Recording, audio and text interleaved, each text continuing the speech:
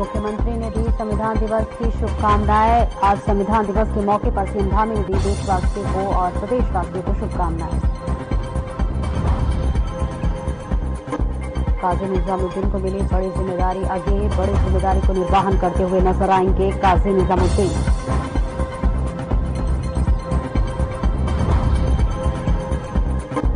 स्वच्छता को लेकर नगर निगम अलर्ट, नगर निगम को किया गया स्वच्छता के प्रति जागरूक।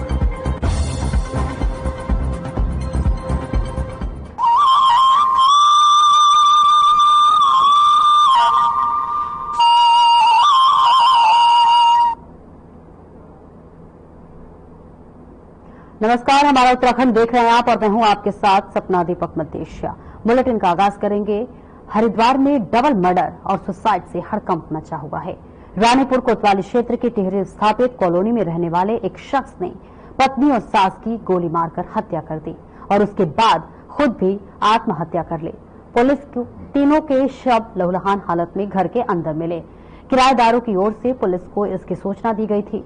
डेड बॉडी के पास से रिवॉल्वर और बेसबॉल का बैट भी मिला है।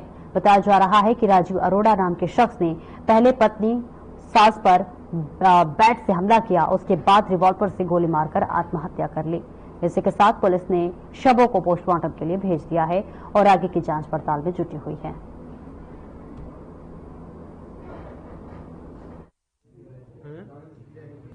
आज रानीपुर थाना क्षेत्र में टिहरी विस्थापित कॉलोनी में एक बंद बड़े मकान में आज शाम के समय जो उनके किराएदारों द्वारा ये जब सूचना आई थी कि नीचे दरवाजा बंद करके उनको फायर की आवाज़ सुनाई दी है। फिलहाल पुलिस मौके पर पहुंची और यहां पर जब दरवाजा तोड़ने के बाद पुलिस अंदर आई तो यहां पर 3 लोग मृत पाए गए थे, जिसमें जो एक मृतक है राजीव अरोड़ा जिसकी उम्र करीब 60 साल है, उसके साथ ही उसकी वाइफ सुनीता अरोड़ा और उनकी जो सास है, ये तीनों लोग मृतक हैं। यहाँ पर एक यहाँ पे टेनेंट रहते हैं, टेनेंट के द्वारा सूचना दी गई कि जो नीचे इनके मकान मालिक का रूम है वो खुल नहीं रहा। इस सूचना पे जब पुलिस यहाँ पे आई और दरवाजा को खोला गया तो उसमें 3 डेड बॉडीज पड़ी हुई थी। 2 महिला थे और 1 पुरुष। जो प्रथम दृष्टया जांच की गई तो उसमें संभवतः ऐसा लग रहा है कि व्यक्ति द्वारा 2 महिलाओं का मर्डर करने के बाद स्वयं को पिस्टल से गोली मार के सुसाइड किया गया है। अभी तक इसके बारे में कोई जानकारी नहीं है क्योंकि कोई डॉक्यूमेंट नहीं मिल पाया। जब इनके रिलेटिव्स आएंगे तभी जानकारी प्राप्त हो पाएगी कि इसमें क्या है।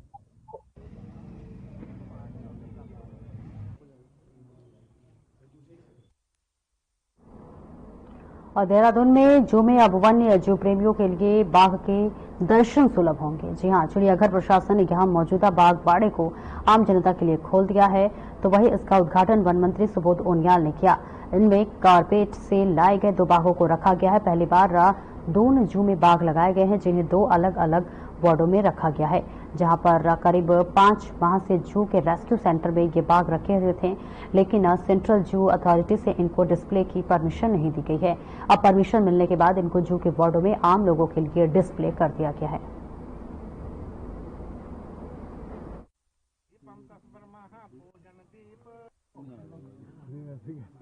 कि जो नियम है उसके तहत इस बाड़े का हमने निर्माण किया और उसके बाद बाकायदा ये जो 2 बाघ यहाँ पे थे, जिसमें एक जो है जिसको 26 फरवरी को CWL उत्तराखंड की स्वीकृति के बाद यहाँ लाया गया था और ये धनी बांगर गोलापार हल्द्वानी तराई ईस्ट से 23 फरवरी को इसको यहाँ लाया गया था। और इसी तरह दूसरा जो D5 है वो 4 वर्ष 9 महीने का और उसको धनगढ़ी सरदुली रेंज से 16 फरवरी 23 को यहाँ लाया गया था।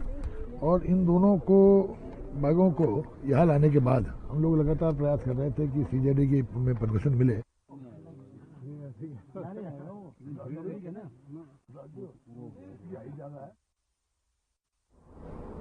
वहीं मसूरी माल रोड को व्यवस्थित और सुंदर बनाए जाने को लेकर प्रशासन लगातार काम कर रहा है, जिसको लेकर जिलाधिकारी देहरादून सचिव सरवीन बंसल द्वारा भी एसएसपी देहरादून के साथ माल रोड का निरीक्षण किया गया था और माल रोड की व्यवस्थित किया जाने को लेकर सभी संबंधित विभाग के अधिकारियों को निर्देशित किया गया था।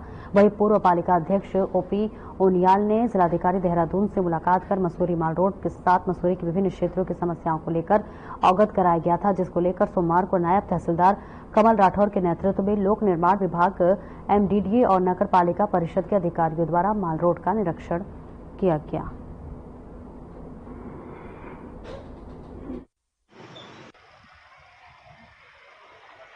सबसे पहले तो मैं जिलाधिकारी का धन्यवाद करना चाहूंगा कि ऐसे डीएम बिरले ही मिलते हैं।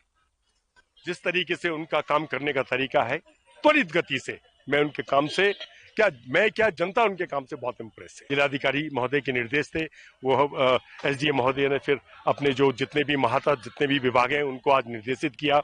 आज हमने जितने काम बचे हुए थे, जिनसे जनता को असुविधा हो रही थी, पर्यटकों को परेशानी हो रही थी, आज हमने वहां से लेके आपका लाइब्रेरी से लेकर लंढौर तक जो है इसमें निरीक्षण करा दिया। इनको जो रोड ये धंस रही है लंढौर की, ये बहुत ही गंभीर समस्या है। 1.5 साल पहले भी इसका हुआ था, मगर बात आती है चली जाती है, मगर ये इतना खतरनाक बन चुका है कि अगर ये गिर गया तो ये पूरी बिल्डिंगें लेके जाएगा। आज माल रोड से लेकर और यहाँ लंढौर तक सड़क के किनारे पानी से, बिजली से और एमडीडी से संबंधित कुछ समस्याएं पाई गई, जिसे हमें जनप्रतिनिधियों द्वारा भी अवगत कराया गया। उसका आज स्थलीय निरीक्षण किया गया है और जनता की आवाजाही के लिए और हमारा आवागमन सुचारू रूप से चलने के लिए जो भी बेहतर होगा उसके लिए बोला गया। सबको, सभी लोग टीम वर्क करके इसको ठीक करेंगे।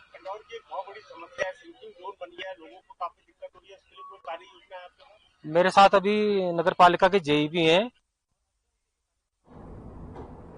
और घिमतौली के ग्राम प्रधान मुख्य सड़क से लगभग 150 मीटर गहरी खाई में गिर गए थे। सूचना मिलते ही एसडीआरएफ की टीम मौके पर पहुंची। इससे पहले परिजनों व गांव वालों द्वारा ग्राम प्रधान को लगातार ढूंढने का प्रयास किया जा रहा था, लेकिन कुछ पता नहीं चल पाया। बगल से गुजर रहे लोगों से जानकारी प्राप्त हुई तो एसडीआरएफ की टीम को इसकी सूचना दी गई। खाई में गिरने की सूचना पर टीम द्वारा तत्काल घटनास्थल पर पहुंचकर गहरी खाई में उतरकर रात डीडीआरएफ व जिला पुलिस के साथ मिलकर ग्राम प्रधान को रोप और स्ट्रेचर की सहायता से बाहर निकालकर 108 की सहायता से रुद्रप्रयाग जिला चिकित्सालय भेजा गया।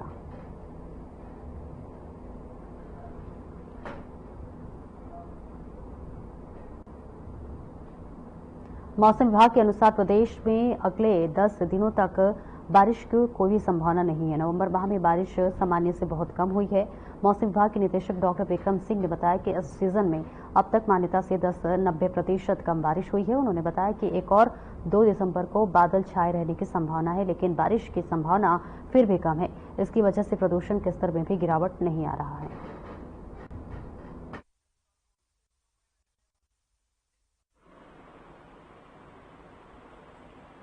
और अगर नवंबर मंथ की हम बात करते तो इसमें जहां बारिश या बर्फबारी की अगर बात करें उत्तराखंड के लिए, तो ये सबसे ड्राई मंथ हमारा है। इसका अगर आप नॉर्मल देखेंगे तो 6.4 mm के आसपास है। और इस समय तापमान देखें तो तापमान हमारे करीब करीब सामान्य के आसपास ही चल रहे हैं। 1-8 डिग्री ऊपर नीचे इस तरह का है, बाकी सामान्य के आसपास है। हाँ, ये है कि बारिश नहीं होने से, चाहे वो पॉल्यूटेंट्स है या एरोसोल्स है, उसका वो कहीं ना कहीं बढ़ता है फिर हवा में। अगर बारिश नहीं होती, बारिश होने से सब चीज़ें सेटल होती है, तो वो ठीक हो सकता है कि थोड़ा पॉल्यूशन लेवल हायर साइड पे होगा। लेकिन अदरवाइज देखें तो नॉर्मल है। इस समय जो विंड है पैटर्न या फिर जो है टेम्परेचर है, ये सब नॉर्मल।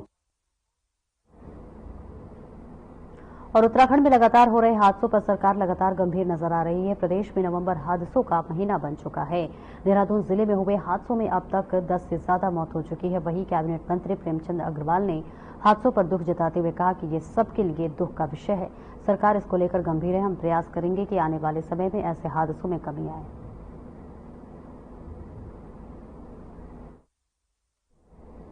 तो तस्वीरें आपको दिखा रहे जहां मंत्री प्रेमचंद अग्रवाल ने जो है दुख जताते हुए अपना बयान दिया है, जहां पर उन्होंने कहा है कि सरकार इसको लेकर बेहद गंभीर है। इसी के साथ साथ तमाम बातों का जिक्र करते हुए नजर आ रहे लगातार हो रहे हादसों पर अब सरकार जो है गंभीर है, ये कहते हुए लगातार ये बात नजर आ रहे हैं। इसको छोड़ दो यहीं पे। संघर्ष बढ़ता जा रहा ये दुखद है, एक्सीडेंट्स बहुत इस बीच में हुए हैं, चाहे वो हमारी अल्मोड़ा की घटना हो, देहरादून की घटना हो, कल ऋषिकेश में घटना हुई है। पहले तो मैं जो मृतक हैं उनके लिए भगवान से प्रार्थना करूँ वो जिस प्रकार से उनकी मौत हुई है उनको सदगति प्रदान करें। और ये दुख का विषय हम सबके लिए तो है ही है। और नशे की जहाँ तक बात है, एक्सीडेंट नशे के कारण भी हो रहे हैं, अन्य भी कारण बनते हैं, लेकिन निश्चित रूप से सरकार इसमें गंभीर है और प्रयास करें कि ये जो हमारे बढ़ते हुए एक्सीडेंट हैं। और रुकेंगे छोटे से ब्रेक के लिए, फौरन हाजिर होते हैं।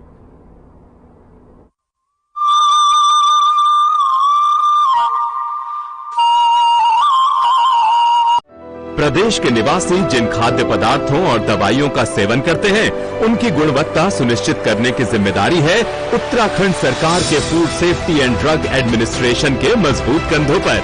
और विगत 5 वर्षों से ये जिम्मेदारी बखूबी ढंग से निभा रही है FDA।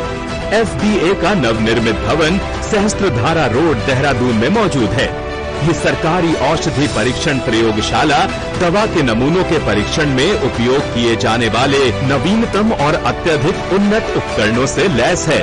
दवा के नमूनों में माइक्रोबियल टेस्ट के लिए नए दिशा निर्देशों के अनुरूप एक नवनिर्मित पूरी तरह सुसज्जित माइक्रोबायोलॉजी लेबोरेटरी भी स्थापित की गई है। इतना ही नहीं, खाद्य नमूनों में अवशिष्ट एंटीबायोटिक दवाओं, कीटनाशक और भारी धातुओं का पता लगाने के लिए GCMS, ICP-MS, LC-MS जैसे उच्च स्तरीय उपकरण भी state food and drug testing laboratory में लगाए गए हैं। FDA समय समय पर बाजार से खाद्य पदार्थों और दवाओं के सैंपल एकत्र कर उनकी बारीकी से जांच करती है, ताकि प्रदेश वासियों की सेहत से ना हो कोई समझौता। 2022-23 में 460 सैंपल में से 80 सैंपल गुणवत्ता टेस्ट में फेल हुए। ड्रग्स कंट्रोल विंग ने नियम तोड़ने वालों पर कार्रवाई करते हुए TNC एक्ट के तहत 6 और NDPS एक्ट के तहत 8 मुकदमे दर्ज किए और 36 आरोपियों को गिरफ्तार किया। इसी तरह फूड सेफ्टी विंग ने वर्ष 2023-24 में 355 मुकदमे दर्ज किए, जिनमें से 345 मामलों के फैसले आ चुके हैं। इनमें से 332 मामलों में जुर्माने लगाए गए, जिनकी कुल राशि 1,04,23,000 है।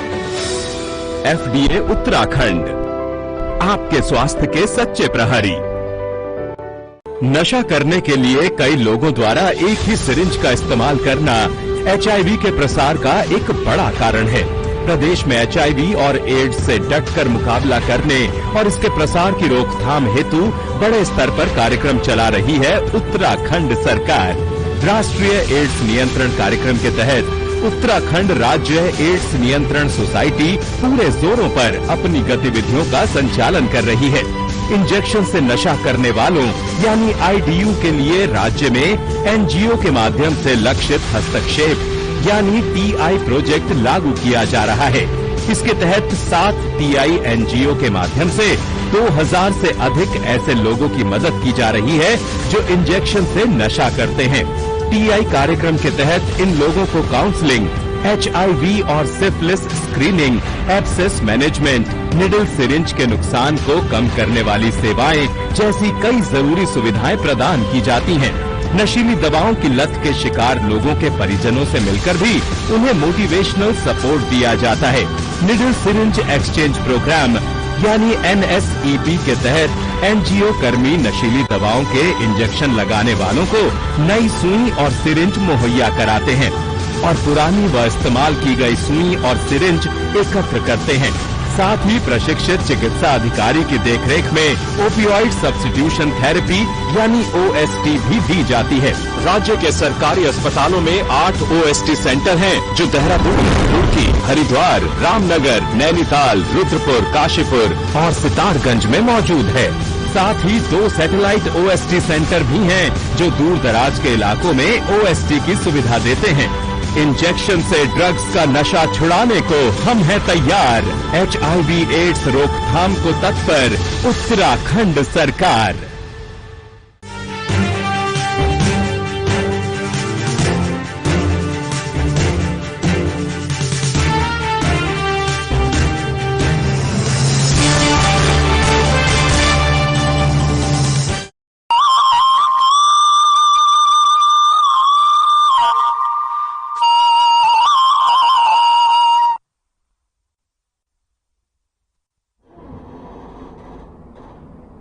और ब्रेक के बाद एक बार फिर से स्वागत है आपका। बढ़ते हैं खबरों की ओर। खटीमा ब्लॉक परिसर में ब्लॉक प्रमुख रंजीत सिंह नामधारी द्वारा देश की एकता, अखंडता एवं समरसता को समर्पित खटीमा का सबसे ऊंचा तिरंगा 111 फीट का स्थापित किया गया। साथ ही तिरंगा के नीचे स्थापित देश के महान विभूतियों व स्वतंत्रता संग्राम सेनानियों डॉक्टर भीमराव अम्बेडकर, सुभाष चंद्र बोस, सरदार उधम सिंह, सरदार भगत सिंह, वीर महाराणा प्रताप, पंडित गोविंद बल्लभ पंत तथा डॉक्टर एपीजे अब्दुल कलाम की मूर्तियों का अनावरण किया गया। इस दौरान सशस्त्र सीमा बल के जवानों द्वारा तिरंगा झंडा को ध्वजा सलामी दी गई और इस मौके पर क्षेत्र के विभिन्न प्रतिष्ठित कवियों द्वारा उत्तराखंड की संस्कृति, शहीदों तथा देशभक्ति से संबंधित रचनाओं को प्रस्तुत कर कार्यक्रम को रोचक, आकर्षक और मनमोहक बनाया गया।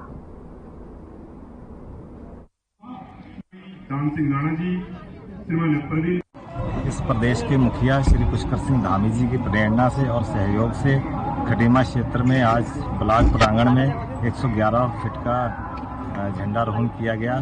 साथ साथ इनके 7 विभूतियों का भी यहाँ पे निर्माण कराया गया, जो एक एकता का प्रतीक और संदेश मिलता है। जो हमारा देश लघु भारत प्रदेश हमारा उत्तराखंड है, उसी को यहाँ पे दर्शाया गया है और लघु भारत के विशेष ध्यान पे रखते हुए यहाँ पे सभी जाति, धर्म और प्रेम भावना से रहने के लिए सबको यहाँ पे बधाई और शुभकामनाएं का प्रतीक दिया है। राम सिंह राणा जी, श्रीमान प्रवीण बिष्ट जी, प्रमुख श्रीमान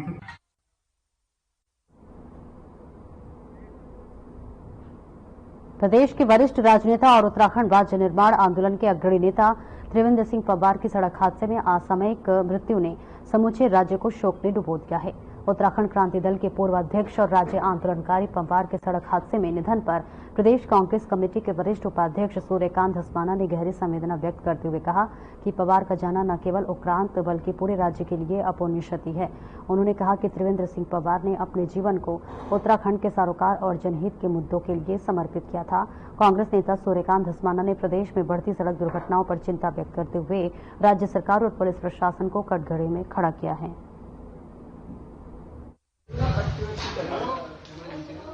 देखिए, उत्तराखंड क्रांति दल के वरिष्ठ नेता त्रिवेंद्र सिंह पवार जी की कल रात एक दुर्घटना में जिस प्रकार से मृत्यु हुई, असमय उनका जाना न केवल उत्तराखंड क्रांति दल के लिए बल्कि पूरे राज्य के लिए, एक ऐसे नेता जो उत्तराखंडी सरोकारों के लिए हमेशा समर्पित रहे, राज्य के आंदोलन से लंबे समय से शुरू से जुड़े रहे, उनकी मृत्यु से पूरे राज्य को बहुत बड़ी हानि हुई है। और साथ ही पूरे राज्य में जिस प्रकार से सड़क दुर्घटनाओं में पुलिस भर्ती में आयु सीमा बढ़ाने और महिलाओं के अतिरिक्त पद जोड़ने की मांग को लेकर एक तरफ जहां उत्तराखंड बेरोजगार संघ ने सचिवालय कूच किया, तो वहीं विपक्ष लगातार सत्ता पक्ष पर निशाना साध रहा है। कांग्रेस की प्रदेश महामंत्री नवीन जोशी ने कहा कि प्रधानमंत्री मोदी ने कहा था कि अगर डबल इंजन की सरकार आई तो 2 करोड़ बेरोजगार युवाओं को प्रतिवर्ष रोजगार देंगे।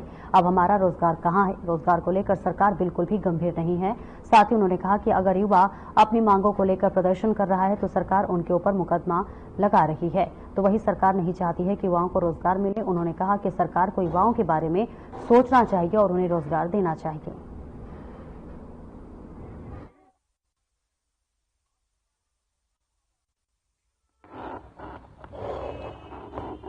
देखिए, सरकार को बेरोजगारों की बिल्कुल चिंता नहीं है।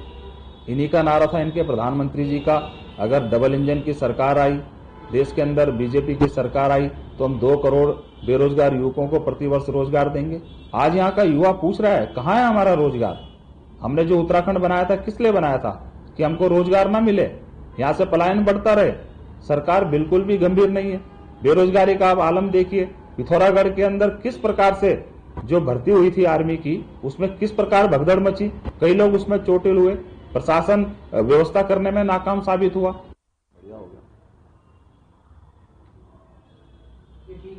सबकी सुनना चाहिए, पद ऐसा है ना भाई। अल्मोड़ा शहर को स्वच्छता अभियान में अग्रणी बनाने के लिए अल्मोड़ा नगर निगम ने कवायद तेज कर दी है। शहर के विभिन्न स्थानों पर नए मॉडल के कूड़ादान स्थापित करने के साथ ही अंडरग्राउंड डस्टबिन बनाने की प्रक्रिया शुरू कर दी गई है। साथ ही स्वच्छता अभियान के तहत निगम लोगों को कूड़ा निस्तारण के लिए व्हाट्सएप ग्रुप से भी जोड़ा जा रहा है, ताकि स्वच्छता मिशन में अल्मोड़ा नगर निगम बेहतर कार्य कर सके।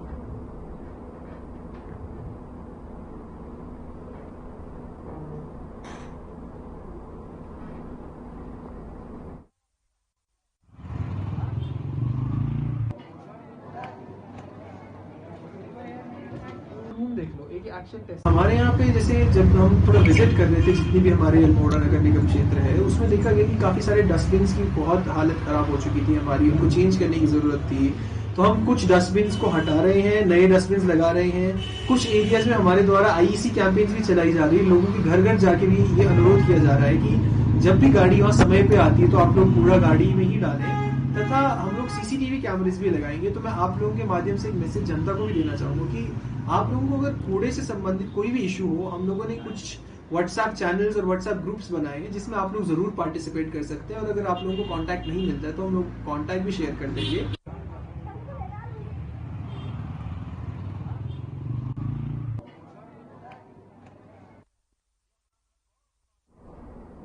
और देहरादून के दोनों अस्पताल व मेडिकल कॉलेज के ओपीडी ब्लॉक के बाहर मरीजों और तीमारदारों के लिए निःशुल्क पार्किंग उपलब्ध है, लेकिन कुछ लोगों द्वारा अवैध रूप से पार्किंग के नाम पर वसूली के मामलों को देखते हुए अस्पताल प्रशासन ने विशेष प्रशासनिक टीम गठित की है, जिसके जरिए लगातार ऐसे मामलों पर कार्रवाई की जा रही है। इस बात पर दून अस्पताल की प्राचार्य डॉक्टर गीता जैन ने कहा कि यह अस्पताल प्रशासन की निःशुल्क पार्किंग है और इस विषय पर कुछ समय पहले नगर निगम को भी पत्र लिखा गया था। साथ ही उन्होंने कहा कि अस्पताल प्रशासन के जरिए विशेष अभियान चलाकर राह परिसर में मरीजों के वाहनों को निःशुल्क खड़ा कराया जा रहा है।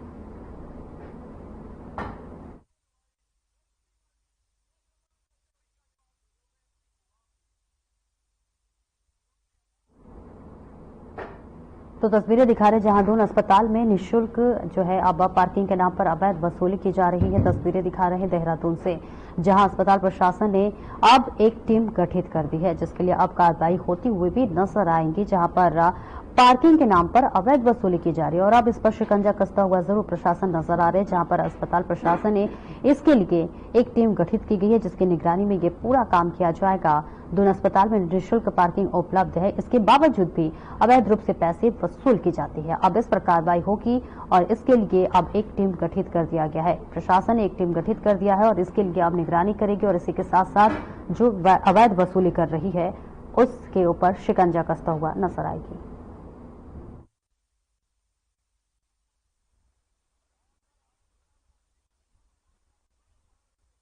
कि वो अस्पताल की निःशुल्क पार्किंग है वो पेशेंट्स के लिए ही यूज होनी चाहिए। तो हमारा यही हम लोग शुरू में जब मैं आई थी तब भी हम लोगों ने जो है निगम को लेटर लिखा था कि इस पार्किंग, क्योंकि आप सोचे वहां पे गाड़ी फिर अंदर घुसाने में कई बार बहुत प्रॉब्लम हो रही थी, क्योंकि इतने सारे वेंडर्स का कहीं कोई फल वाला खड़ा हो जा रहा है, कोई अपनी गाड़ी वहां लगा दे रहा है, ऑटोज लगे रहते थे वहां पे, तो अंदर इवन एम्बुलेंस तक को अंदर ले जाने में बहुत परेशानी दिक्कत का सामना करना पड़ रहा था।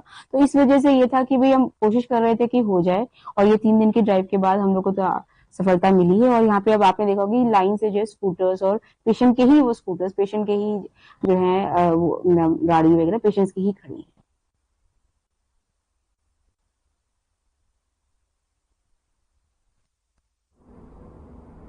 फिलहाल इस बुलेटिन में इतना ही, दीजिए इजाजत, नमस्कार।